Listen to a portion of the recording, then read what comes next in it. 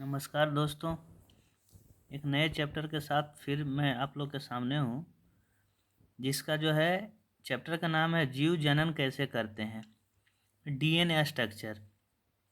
जैसे हम लोग जानते हैं कि वंशावली जो है एक पीढ़ी से दूसरी पीढ़ी, दूसरी पीढ़ी से तीसरी पीढ़ी, ये प्रकृति का जो है ना सबसे इम्पोर्टेंट चीज़ है। अगर ये चीज़ रुक गया तो कोई भी जीव जो है अपना आगे वाला जनरेशन को नहीं कर पाएगा। जैसे हम लोग सुनते होंगे कि बाघ का प्रजाति ख़त्म हो रहा है।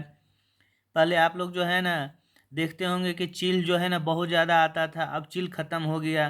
तो क्या हुआ कि बहुत सारा उसके ऊपर फैक्टर हुए, बहुत सारा उसका जो है हो सकता है ग्लोबल वार्मिंग के कारण हो। लेकिन एक इसमें भी ये भी है कि अगर एक जीव दूसरे जीव अगर एक जीव अगर प्रोडक्शन नहीं कर पाता है तो अगला जनरेशन उसका आएगा ही नहीं, तो ऐसे भी धीरे धीरे ख़त्म हो जाएगा। तो हम लोग इसका चैप्टर का डिटेल हम लोग पढ़े थे कि जीव जो है जनन कैसे करते हैं, चाहे पेड़ पौधा हो, चाहे फिर मानव हो, चाहे फिर जो है ना जीव जंतु हो या फिर मछली हो। तो मतलब ये सब सारे चीज़ का एक प्रोसेस है। तो चलिए आज इसके ऊपर जो है क्वेश्चन करते हैं, ये शायद आप लोग के काम आए एग्जाम में।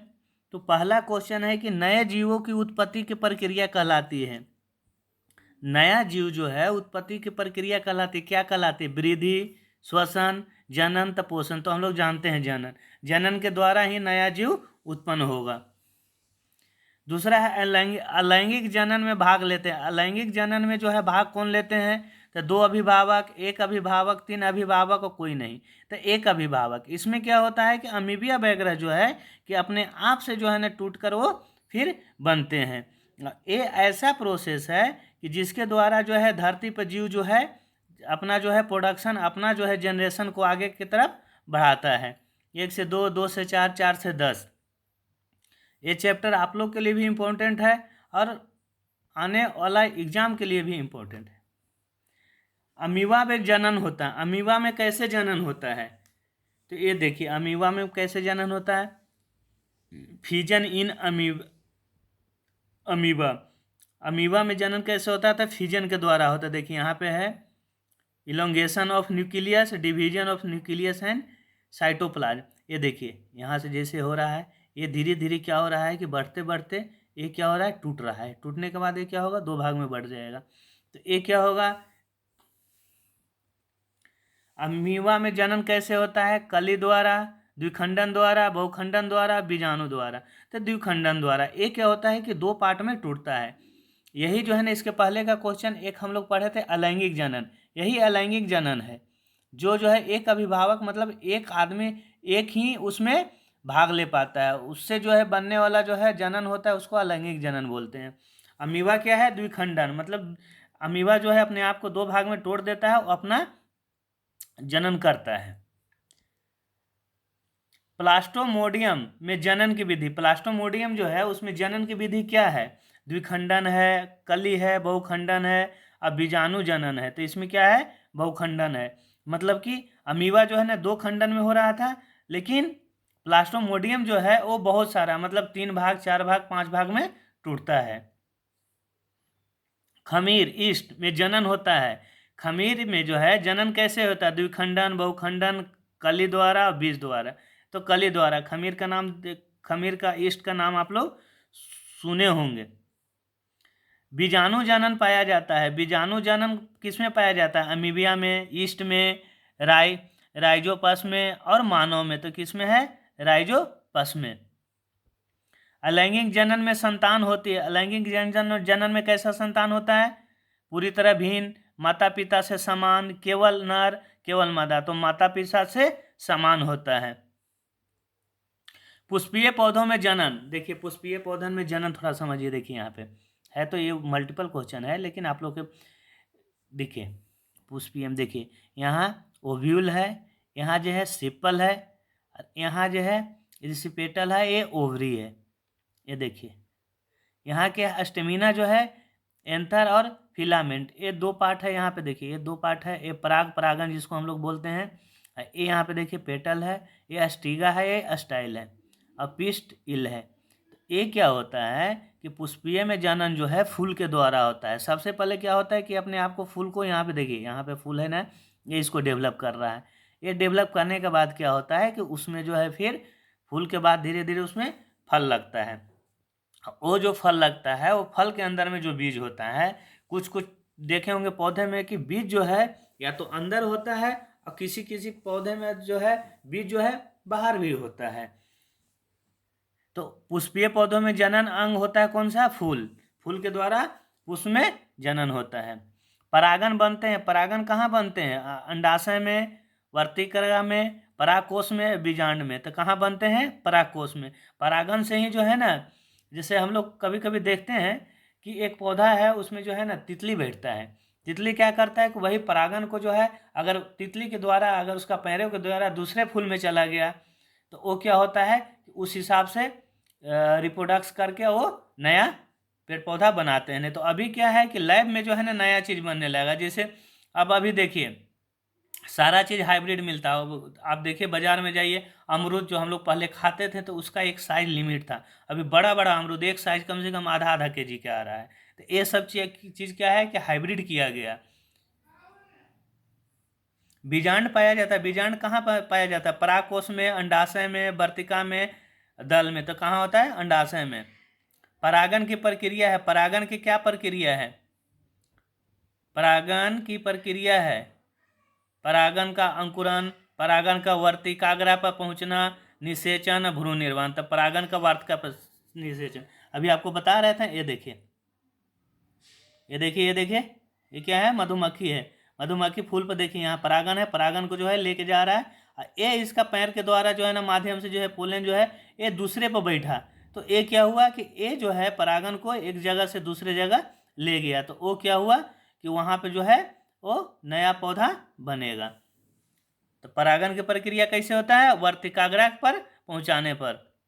निषेचन की प्रक्रिया होती है वर्तिकाग्र पर, परागकोश में, अंडाशय में। निषेचन कहाँ होता है? अंडाशय में। नर युग्मक बनता है। नर युग्मक कहाँ बनता है? अंडाणु से, शुक्राणु से, परागन से, बीजांड से। तो किससे? परागन से। पुष्पों में निषेचन के बाद बनता है। पुष्प में जो है निषेचन के बाद क्या बनता है? फल, बीज, भ्रूण। तो उपयुक्त सभी फल बनता है, बीज भी बनता है और भ्रूण तीनों बनता है। लैंगिक जनन में भाग लेते हैं। लैंगिक जनन में कितना भाग लेते हैं? एक जनक, दो जनक, तीन जनक, कोई नहीं तो दो जनक। लैंगिक जनक में दो जनक भाग लेते हैं। मानव में नर जनन अंग है अंडाशय, गर्भाशय, वृषक, अंडवाहिनी। तो कौन सा है? वृषक। अंडाशय तो महिला में होता है, गर्भाशय महिला में होता है। शुक्राणु बनते हैं, कहाँ पे बनता है शुक्राणु? वृषण में, प्रोस्टेट ग्रंथि में, मूत्राशय में, अंडाशय में। तो कहाँ बनता है? वृषण में। याद रखिएगा शुक्राणु कहाँ बनते हैं? वृषण में। ये देख रहे हैं ना, मानव नर जननांग कौन सा है? वृषण। यहीं पे शुक्राणु भी बनते हैं। मादा जनन कोशिका है। इसमें से मादा जनन कोशिका कौन सा है? शुक्राणु है, युग्मज है, अंडाणु है, तो भ्रूण है। तो कौन सा है? अंडाणु है। निषेचन से बनता है। निषेचन से क्या बनता है? भ्रूण, बीज, युग्मक और गर्भ। तो क्या बनता है? युग्मक।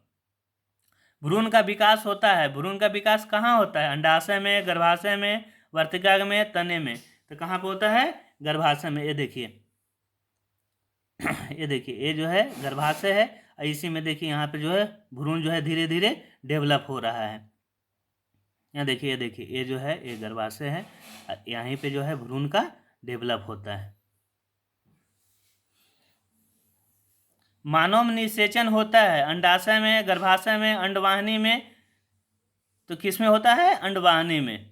मासिक धर्म चक्र की अवधि होती है। मासिक धर्म चक्र की अवधि कितना दिन का होता है? तो 28 दिन का। गर्भावस्था की अवधि लगभग कितना होता है? गर्भावस्था की अवधि जो है कितना महीना का होता है? 6 महीना, 7 महीना, 9 महीना, 12 महीना। तो कितना? 9 महीना। लैंगिक जनन का लाभ है। लैंगिक जनन का क्या लाभ है? विधिवत, तेजी से संतान, जटिल प्रक्रिया, अधिक ऊर्जा खर्चा। तो क्या है? तेज गति से संतान पैदा करना। लैंगिक जनन का लाभ है समान संतान, कोई विविधता नहीं, अनुवांशिक विविधता और शीघ्र। तो क्या है इसमें? अनुवांशिक विविधता होता है। देखते हैं किसी किसी का जो है ना पापा मम्मी में से कोई एक लंबा है तो बेटा या तो नटा होगा या लंबा होगा। तो वो डिपेंड करता है, वही जो है अनुवांशिक विविधता होता है। शाकीय जनन पाया जाता है अमीबा में, ईस्ट में, आलू में, मानव में। तो किस में है? आलू में शाकीय जनन। आलू में जनन होता है जड़ द्वारा, तना द्वारा, पत्ती द्वारा, फूल द्वारा। तो तना द्वारा। ये देखिए यहाँ जो है फिगर में देखिए आप, ये जो रूट दिख रहा है ना, ये रूट से यहीं से इसका आलू में जनन होता है। बायोफिल्म में जनन होता है। बायोफिल्म में कैसे जनन होता है? तना द्वारा होता है, जड़ द्वारा होता है, पत्ती द्वारा होता है, बीज द्वारा होता है। तो इसमें किसके द्वारा होता है? पत्ती द्वारा होता है। बायोफिल्म देखे हैं ना, गांव में जो है भाड़े को चकाता चकाता पेड़ टाइप के रहता है। केले में जनन होता है। केले में जनन कैसे होता है? बीज द्वारा, कंद द्वारा, राइजोम द्वारा, बीजाणु द्वारा। तो किसके द्वारा? राइजोम द्वारा। जनन में विविधता का कारण है। जनन में विविधता का क्या कारण है? मिथोसिस, मियोजिस, द्विखंडन, कली बनना। तो क्या है? मियोजिस। लैंगिक जनन में युग्मकों का निर्माण होता है। लैंगिक जनन में युग्मकों का निर्माण होता है कहाँ पे? मिथोसिस से, मायोजिस से, द्विखंडन से, बहुखंडन से। तो मियोजिस से। परागन दो प्रकार का होता है, स्वपरागन और परपरागन। आंतरिक और बराहा, द्विखंडन और बहुखंडन, लैंगिक और अलैंगिक। तो स्वपरागन और परपरागन। स्वपरागन मतलब खुद से होता है, परपरागन मतलब वो देखे थे ना हनी जो बैठा हुआ था, हनी भी उसके द्वारा होता है। ब्राह्मण निषेचन पाया जाता है मेढक में, मानव में, कुत्ते में, गाय में। तो क्या चीज में है? मेढक में ब्राह्मण निषेचन होता है बाहर तरफ। मानव में ब्राह्मण जनन अंग कौन सा है? वृषक, लिंग, शुक्रवाहिनी, प्रोस्टेट। तो कौन सा है? ब्राह्मण जनन अंग लिंग। गर्भ निरोध का उद्देश्य क्या है? गर्भ निरोध का उद्देश्य क्या है भाई? जन बढ़ाना, गर्भ रोकना, निषेचन बढ़ाना, हार्मोन बढ़ाना। तो इसमें क्या है? गर्भ रोकना। अस्थायी गर्भ निरोधक है। इसमें से अस्थायी गर्भ निरोधक कौन सा है? कॉपर टी है, कंडोम है, नसबंदी है, गर्भाशय है। तो कंडोम है, क्योंकि नसबंदी है तो परमानेंट हो जाएगा, गर्भाशय हटा दिए तो परमानेंट है। कॉपर टी भी अस्थायी है। तो अस्थायी कौन सा है? कंडोम है। अस्थायी गर्भ निरोधक है इसमें से कौन सा है? अस्थायी तो नसबंदी। पौधे में बीज बनता है परागकोश से, बीजांड से, अंडाशय से, वर्का से। तो किससे? बीजांड से। फल बनता है, फल कहाँ बनता है? अंडाणु से, परागन से, अंडाशय से या बीज से। तो कौन सा है? अंडाशय से। परागन का अंकुरन होता है। परागन का अंकुरन कहाँ होता है? परागकोश में, वर्तिकाग्र में, अंडाशय में। तो किस में होगा? वर्तिकाग्र में। अलैंगिक जनन में विविधता होती है। अलैंगिक जनन में विविधता कैसे होती है? अधिक, कम या नहीं, बहुत अधिक, अनिश्चित। तो बहुत कम होता है क्योंकि माता पिता गुण उसमें आता है। मानव में मादा जनन अंग नहीं है। अंडाशय, अंडवाहिनी, गर्भाशय, शुक्रवाहिनी। तो कौन सा है? शुक्रवाहिनी। शुक्राणु और अंडाणु के संलयन से बनता है। शुक्राणु अंडाणु मिलते हैं तो क्या बनता है? भ्रूण बनता है, युग्मज बनता है, बीज बनता है, गर्भ बनता है। तो क्या बनता है? युग्मज बनता है। मानव भ्रूण को पोषण मिलता है। मानव भ्रूण का पोषण कैसे मिलता है? गर्भाशय से, अपरा से, अंडवाहिनी से, तो वृषण से। तो क्या? अपरा से। देखे होंगे छोटा छोटा बच्चा जो जन्म लेता है तो उसको जो है नाभि जो है कनेक्टेड होता है उसका माँ से। तो वहीं से जो है उसका भ्रूण को जो है पोषण मिलता है। जो माँ खा रही है, जो माँ न्यूट्रिशन ले रही है, वो जो है बच्चा के ऊपर भी डिपेंड करता है, क्योंकि वो माँ से ही जो है सारा जो है पोषण लेता है। अपरा का काज क्या है? अपरा का काज क्या क्या है? ऑक्सीजन देना, पोषण देना, अपशिष्ट हटाना। ये तीनों का तीनों काम है भाई अपरा का। जनन से जीवों में होता है। जनन से क्या होता है? मृत्यु, वृद्धि, निरंतरता और क्षति। तो क्या होता है? इससे निरंतरता होता है। यौन परिपक्वता आती है जन्म पर, बचपन से किशोरावस्था में, वृद्धावस्था। किसमें? किशोरावस्था में। मादा हार्मोन है। इसमें से मादा हार्मोन कौन है? टेस्टोस्टेरोन है, एंड्रानिलिन है, एस्ट्रोजन है और थायरॉक्सिन है। तो इसमें कौन सा है? एस्ट्रोजन है। नर हार्मोन है। इसमें नर हार्मोन कौन है? इंसुलिन है, टेस्टोस्टेरोन है, प्रोस्टेस्टेरोन है, एस्ट्रोजन है। तो कौन सा है? टेस्टोस्टेरोन है। जनन की मूल इकाई। जनन की मूल इकाई क्या है? कोशिका, ऊतक, अंग और जीव। तो क्या है इसमें? ऊतक। ये था आप लोग के 50 मल्टीपल क्वेश्चन था। ये आप लोग को इसमें से और क्या चाहिए और कौन सा टॉपिक पे जो है और डिटेलिंग चाहिए तो आप जो है ना कमेंट ज़रूर करें और लाइक सब्सक्राइब ज़रूर करें।